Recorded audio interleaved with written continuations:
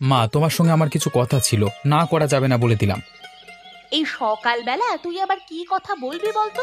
তোর যা জেদ, যদি কিছু চেয়ে বসিস আর আমার যদি দেওয়ার ক্ষমতা না থাকে, তাই নাও করব না আর আগে থেকে হ্যাঁও করব না। শোনো বলছি, আমার 1000-2 মতো টাকা দরকার ছিল। কি? এত টাকা নিয়ে তুই কি করবি? এত টাকা তো তুই কোনোদিনও খরচ করিস না, আজকে আবার হঠাৎ করে কি হলো? আগে থেকে বিশেষ কিছু বলা যাবে না। 2000 টাকা নিয়ে কি করছি জানবার জন্য কিছুটা অপেক্ষা করতে হবে। এখন আমাকে 2000 টাকা তাড়াতাড়ি দাও দেখি। তোকে আমার একটুও বিশ্বাস হয় না।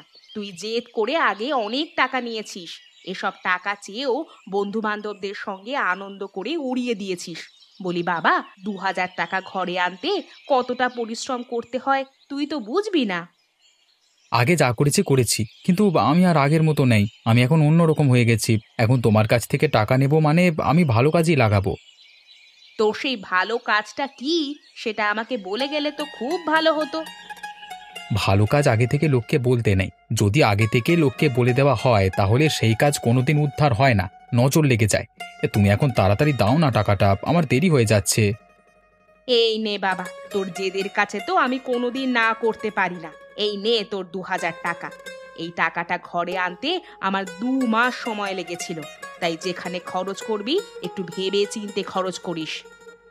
আরে হ্যাঁ হ্যাঁ, একদিন এমন সময় আসবে দেখবে এই 2000 টাকা একদিনই ঘরে আসছে। চলো, আমি এখন এলাম। রান্না বান্না করে রেখো, ফিরে এসে ভাত খাবো।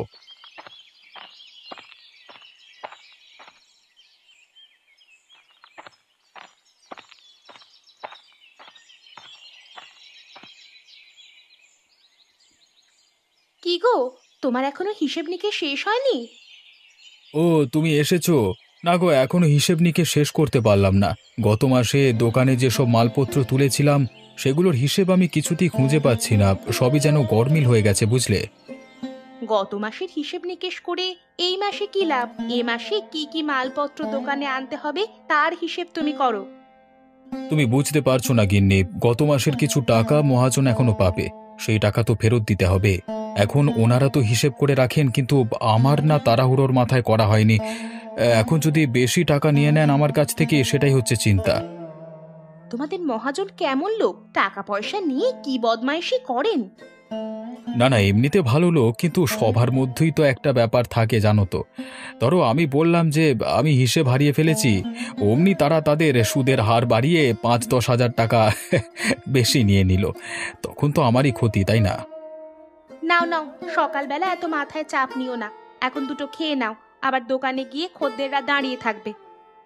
হ্যাঁ, সে না হয় যেতে হবে, কিন্তু হিসেবটা যে কি হবে?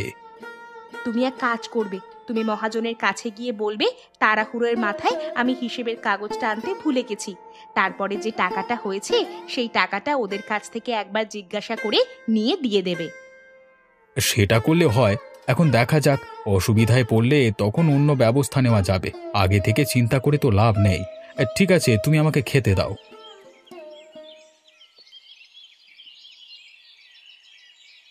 কি দেখে যে আমার বাবা তোমার সঙ্গে বিয়ে দিয়েছিল কে জানে। কোথায় আমার বাপের বাড়ির পাকা বাড়ি আর কোথায় তোমার এই টালির চালের মাটির বাড়ি। জীবন যেন একেবারে শেষ হয়ে যাচ্ছে এখানে। গিন্নি, অমন করে বলছো কেন তুমি? শুধু বাড়িটাই দেখলে? তোমার 4 বোনের মধ্যে তোমার সঙ্গে তোমার বাবা যে কেমন ব্যবহার করতো সেটা তুমি কি ভুলে গেছো? ওখানে পাকা বাড়িতে থাকলেও তুমি তোমার বাড়ির চাকর হয়ে থাকতে, আর এখানে তুমি বাড়ির রানী হয়ে আছো। বাড়ির রানী না ছাই, কোনো ইচ্ছে আমার পূরণ হয় না। সারাদিন এই ঘরের 4 দেওয়ালের মধ্যে বসে থাকি। ঘরের প্রত্যেকটা কাজ আমাকে করতে হয়।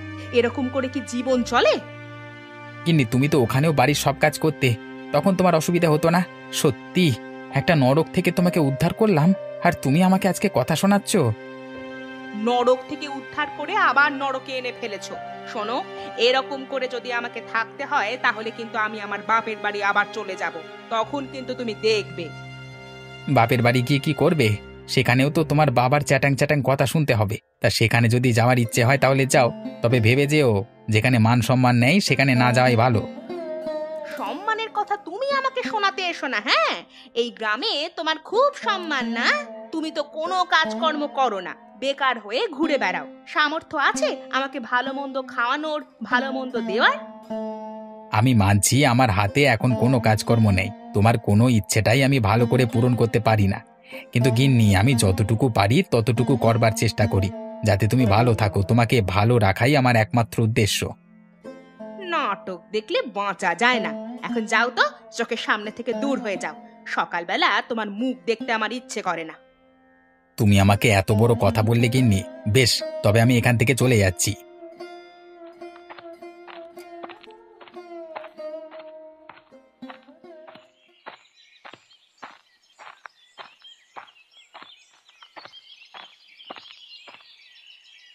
আরে ও মাধবীদি, কেমন আছো গো? আমাদের মুন্না ভাই কেমন আছে?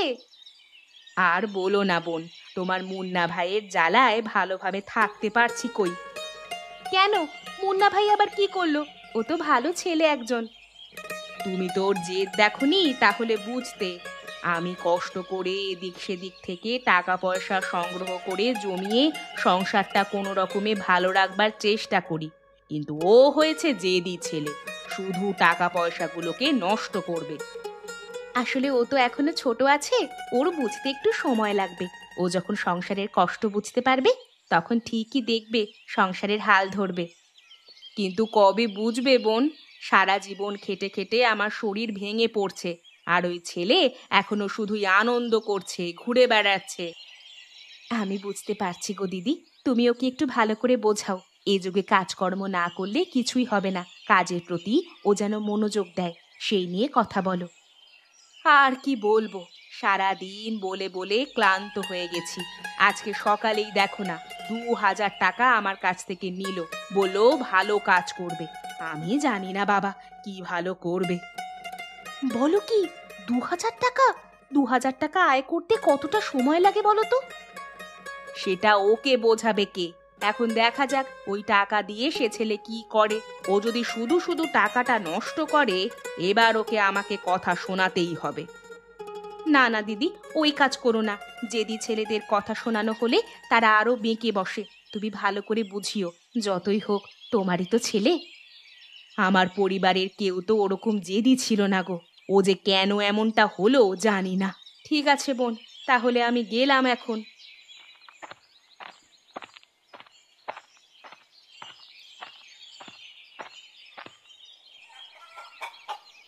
রতন কাকা, আমি এসেছি গো। বাবা, তোমার খামারে তো দেখছি অনেক মুরগি। সে কি রে, সকাল হতে না হতেই তুই চলে এসেছিস? আমি তো ভাবলাম তুই আসবি না। না কাকা, তোমাকে তো আমার পরিবারের অবস্থা বলেছি। আমি যদি এই সুযোগটা কাজে না লাগাই, তাহলে আমার পরিবারের আর্থিক অবস্থা কোনোদিনই ঠিকঠাক হবে না। যাক, তোর মতো ছেলে আর কটা হয় বল? কতজনই বা নিজের পরিবারের কথা ভাবে এই বয়সে। আমি তো জানি তুই ভালো ছেলে, আগেও কত কি কাজ করবার চেষ্টা করলি, কিন্তু বাকি লোকেরা তো কাজ দেওয়ার নাম করে তোর কাছ থেকে টাকা মেরে নিয়ে চলে গেল। তাতেও তুই হাল ছাড়িসনি দেখে আমার খুব ভালো লাগলো। না কাকা, খুব খারাপ লাগে জানো। আমি তো এখনো পর্যন্ত এক পয়সাও আয় করতে পারলাম না। সেসব টাকা আমার মায়ের, জানো। আমি এক প্রকার জোর করে টাকা পয়সা নিয়ে চলে আসি বলে মা কিছু বলতে পারে না। তা কাকা, তুমি আমাকে 2000 টাকা আনতে বলেছিলে, এই নাও এনেছি। যাক, তোর উপর তাহলে ভরসা করা যায়। আচ্ছা, আজকে তোকে আমি খুব ছানা মুরগি দেব। তো এই মুরগিগুলো কিন্তু বেশি বৃদ্ধি পায় না, মাত্র 3-4 দিন প্রতিপালন করবার পরই তুই এগুলো অনায়াসেই বাজারে বিক্রি করতে পারবি। তাহলে তো খুব ভালোই হয় কাকা। আমি খুব তাড়াতাড়ি ব্যবসাটা শুরু করে আমার মাকে একটু উপহার দিতে চাইছিলাম। হ্যাঁ, সে তো দিতেই হবে। তোর মতো একজন গুণী কর্মঠ ছেলে সারাদিন এই লোকের কথা শুনে বেড়াবে, সেটা তো হতে পারে না। তা তুই আজ থেকে বরং মুরগিগুলো প্রতিপালন করা শুরু করে দে। আচ্ছা কাকা, একটা কথা জিজ্ঞাসা করবার আছে। আমি এই মুরগিগুলোকে ক টাকা দামে বিক্রি করব? সেটা তোর উপর নির্ভর করছে। তুই চাইলে 10 টাকাতেও বিক্রি করতে পারিস, আবার চাইলে 100 টাকাতেও বিক্রি করতে পারিস। ঠিক আছে কাকা, আমি আমাদের গ্রামের পরিস্থিতি দেখে বুঝে জেনে সেই অনুযায়ী একটা দাম ঠিক করে ব্যবসাটা শুরু করে দেব। তুমি আমাকে মুরগিগুলো একটা ঝুড়িতে করে দিয়ে দাও। ঠিক আছে, দিয়ে দিচ্ছি।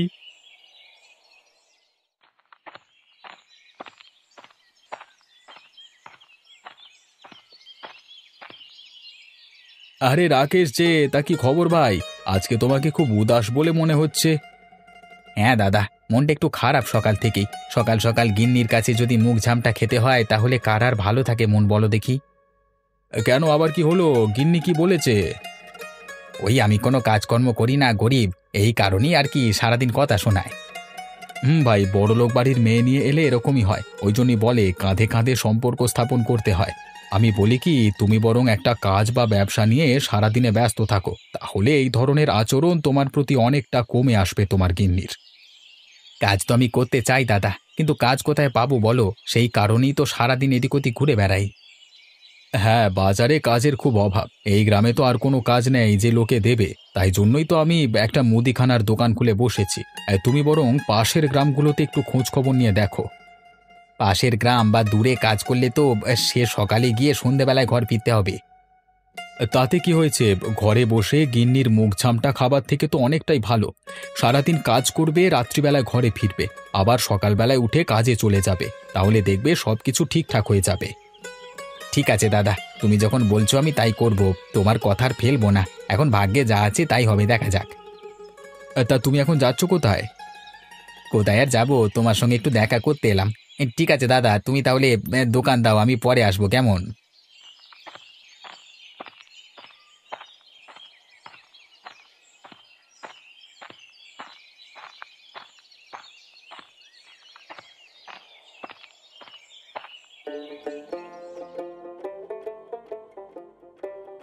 মা, ওমা, দেখে যাও, তোমার জন্য কি নিয়ে এসেছি, দেখে যাও। ও মা, এতগুলো মুরগি তুই কোথা থেকে আনলি? আরে, আমি তোমার কাছ থেকে ২,০০০ টাকা নিয়েছিলাম না, সেই টাকা দিয়েই আমি মুরগিগুলো নিয়ে এলাম। এখন এগুলোকে আমি প্রতিপালন করব, তারপর বিক্রি করে ব্যবসা শুরু করব। সত্যি বলছিস বাবা? এ যে আমার বিশ্বাসই হচ্ছে না। বিশ্বাস না হওয়ার কি আছে? আমি তো তোমার সামনেই মুরগিগুলো নিয়ে এসেছি, এই তো দেখো না। হ্যাঁ বাবা, সে তো দেখতেই পাচ্ছি। এখন এদের খাবার দাবারের জন্য তো ব্যবস্থা করতে হবে, না হলে তো মুরগিগুলো ভালোভাবে বড় হবে না। খাবার দাবার নিয়ে এত বেশি চিন্তা করতে হবে না। এই মুরগিগুলো ৩ থেকে ৪ দিন মাত্র প্রতিপালন করতে হবে, আর আমরা যা খাই সেগুলো দিলেই হবে।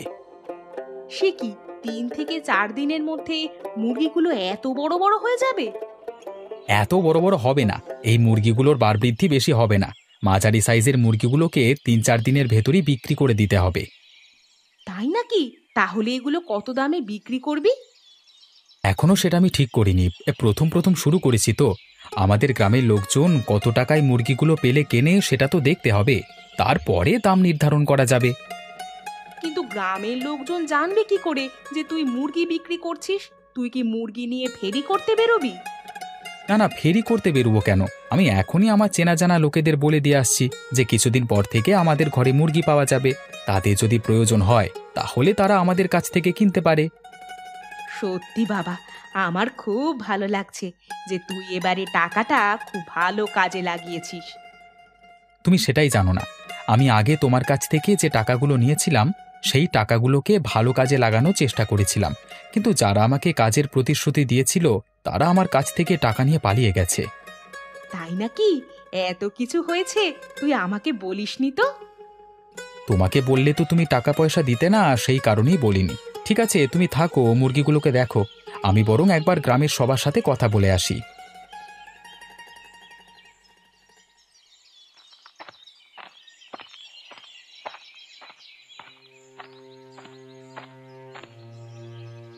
এ কি হলো তোমার?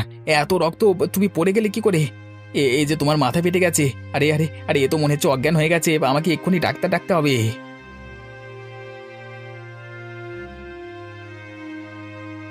কি বুঝছেন ডাক্তারবাবু? অবস্থা বিশেষ ভালো নয়, শরীরের মধ্যে একদম পুষ্টি নেই। খাওয়া দাওয়া কি ঠিক মতো করে না নাকি? খাওয়া দাওয়া ঠিকঠাকই করে, তবে আমরা গরিব মানুষ তো, হয়তো সেরকম কিছু খাওয়াতে পারি না। শোনো তাহলে বলি, আমার মনে হচ্ছে এর মধ্যে অপুষ্টির একটা রোগ আছে। ঠিকমতো খাওয়া দাওয়া না করালে তার শারীরিক অবনতি হতে পারে।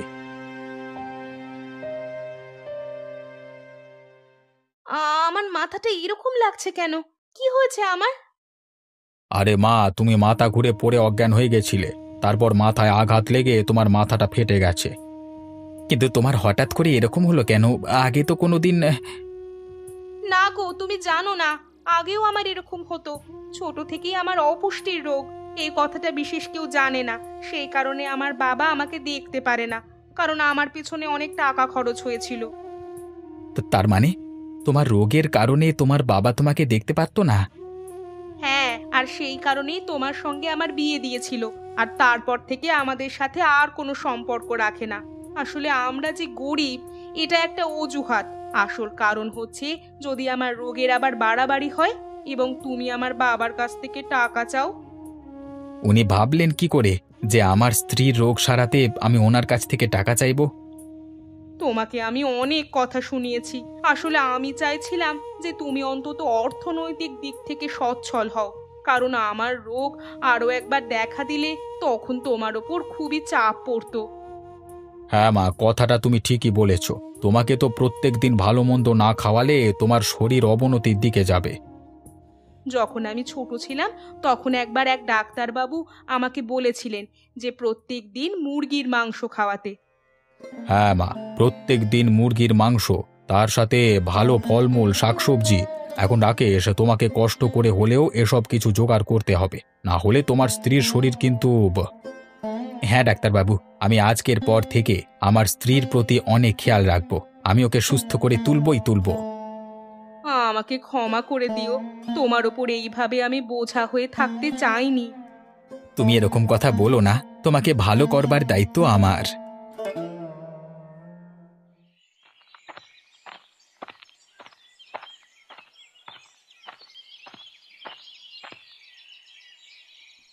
কি গোপাল কাকা, কি করছো? আরে কি করব ভাই, এই যে মুদিখানা নিয়ে বসে আছি। তা তোর কি খবর বল? ভালো খবর বুঝলে, আমি একটা ব্যবসা খুলেছি, নতুন মুরগির ব্যবসা। তোমাদের যদি মুরগির প্রয়োজন হয় তাহলে আমাকে বলো, কেমন? তাই নাকি? আরে এ তো দারুণ কথা। আমাদের গ্রামে অবশেষে একটা মুরগির দোকান হতে চলেছে। হ্যাঁ, আমি ঘরেই এখন প্রতিপালন করছি, ধীরে ধীরে ব্যবসাটা বড় করব। আর মুরগির সাইজও বড় হবে। হ্যাঁ, মুরগির সাইজ বড় হবে মানে? এবারে যে মুরগিগুলো এনেছি সেগুলো মাঝারি সাইজের। এক একটা মুরগির দাম পড়বে প্রায় 20 টাকা করে। 20 টাকা একটা মুরগির দাম?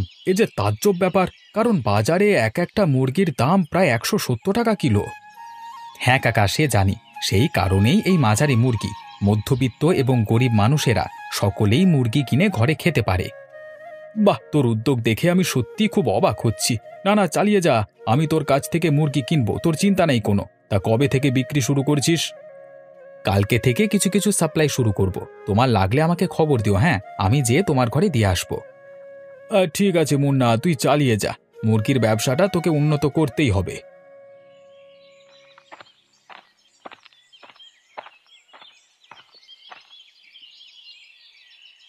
কি রাকেশ কাকা, কেমন আছো গো? কি ব্যাপার, এখানে উদাস হয়ে বসে আছো কেন? আরে ডাক্তারবাবু এখানে কি করছেন? আর বলিস না ভাই, তোর কাকিমা পড়ে গিয়ে মাথা ফাটিয়ে ফেলেছে, তাই ডাক্তারবাবু এসে তার চিকিৎসা করলেন। সে কি, হঠাৎ এরকম হলো কেন? রাকেশ ভাই, আমি তবে চললাম কেমন? আর মনে রেখো, বৌমাকে ভালো মন্দ খাওয়াতে ভুলো না যেন। কি ব্যাপার, কি হয়েছে আমাকে খুলে বলো দেখি। আসলে তোর কাকিমা অপুষ্টিতে ভুগছে। দেখ না, আজকের পর থেকে প্রত্যেক দিন মুরগির মাংস খাওয়াতে হবে, তার সঙ্গে ভালো ভালো ফলমূল, আরো কত কিছু। আরে বলো কি, এত সব করবে কি করে? জানি না, তবে আমাকে কি করতে হবে, না হলে তোর কাকিমা ভালো থাকবে না, বুঝলি? তা কিছু দরকার ছিল নাকি আমার সাথে হঠাৎ আমার কাছে এলি? আমি আসলে আজ থেকে একটা মুরগির ব্যবসা খুলেছি, সেই কারণেই গ্রামের লোকেদিকে বলে বেড়াচ্ছি যে যাদের মুরগির মাংস খাওয়ার দরকার হবে তারা যেন আমার সঙ্গে যোগাযোগ করে। ও তাই নাকি? তাহলে তো খুব ভালো। অবশেষে তুই একটা ব্যবসা খুলে বসলি। যাক, তোকে সবাই জেদি ছেলে বলে বেড়াতো, এখন দেখছি তোর মতো জেদি হওয়াই ভালো ছিল, বুঝলি? তোর মতো বয়সে এত ভালো একটা ব্যবসা কেই বা শুরু করতে পারে বল? তা মুরগি কত করে বিক্রি করছিস? আমারও তো দরকার এরপর থেকে। বাকি লোকেদের জন্য আমি 20 টাকা প্রতি পিস বিক্রি করছি, কিন্তু তোমার জন্য সেই মুরগির দাম হবে প্রতি পিস 1 টাকা করে। কেন? আমার জন্য দাম আলাদা কেন? আসলে কাকা, আমি এই ব্যবসাতে নামবার আগে প্রতিজ্ঞা করেছি যে আমি সাধ্যমতো চেষ্টা করব যাতে সকলে এই মুরগির মাংস খেতে পারে। আর এখন থেকে তো তোমাকে প্রত্যেক দিন মুরগি কিনতেই হবে কাকিমার জন্য। এত খরচ করা তো তোমার পক্ষে সম্ভব নয়, তাই তোমার জন্য মুরগির দাম 1 টাকা। এখন কাকিমাকে সুস্থ করে তুলতে হবে। সত্যি মুন্না, তোকে দেখে শিখলাম ব্যবসাতে শুধু টাকা টাকা করলে হয় না, এক বিরাট বড় মনুষ্যত্ব থাকতে হয়, ঠিক তোর মতো।